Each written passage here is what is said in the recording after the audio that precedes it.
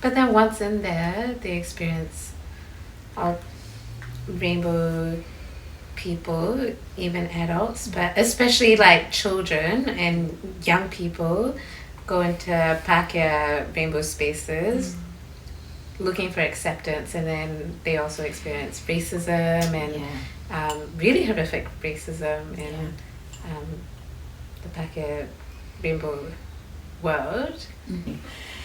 I think this is like at a GP symposium type vibe, but anyway, they were saying that a lot of their Pākehā girls would be forthcoming, or they would, it's like they knew it was wrong. They knew what happened was wrong.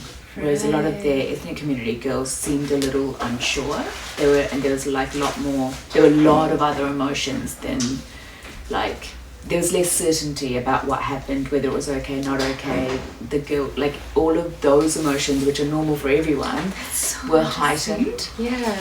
But yeah, in terms of addressing cultural differences, then it needs to be all of the above. It needs to be the system that we live in needs to provide opportunities and support and funding to help that visibility happen, but also I think there's layers of complications within our communities that stop that from happening.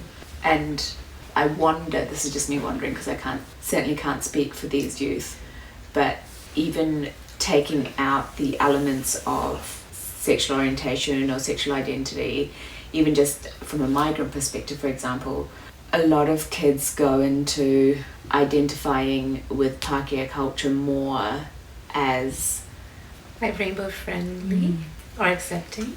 Well, I was kind of translating that into the rainbow community, because I've seen a lot of young people, for example, who are migrants or who identify as bicultural, who are raised here, or like who are 1.5, for example, or who are born here, etc. They struggle with the biculturalism anyway, right? Because they're kind of sometimes in both arenas, or sometimes they can be in neither arena, if that makes sense, because you're like not fully here or fully here, or there's like an extended self identity here and more individualistic identity here, and you don't feel like you can bring your family along to this world, and all of that, or your friends along to this world. This world might be like judgmental and exactly, like limited in the understanding of your cultural world. Exactly. And so, or like it's telling you that you're meant to be suppressing that world somehow, and excuse me, and I wonder, like, sometimes because this is the mainstream, I think especially when you're young and you're growing up, it's easier to sometimes go into like, oh well, I'm just white, that kind of assimilation. Because because a sense of belonging is really important. That can feel safer, especially while you're still figuring out who you are and stuff. And I wonder if that also works with not just culture, but like other types of identity, like sexual orientation or